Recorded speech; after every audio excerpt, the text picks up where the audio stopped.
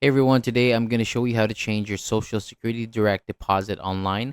So this is a quick, secure way to update the bank account where you receive your benefits.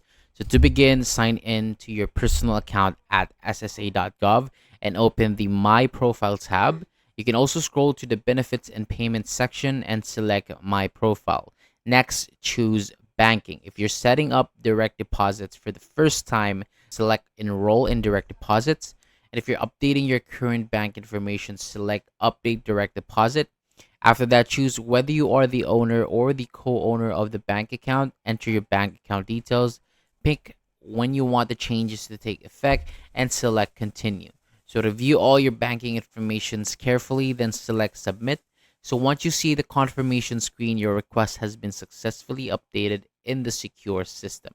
And if you need help creating your account, you can contact the Social Security toll-free number for any assistance. So that is all for today. Thank you so much for watching. For more videos like this, hit the subscribe button below and I'll see you on the next video.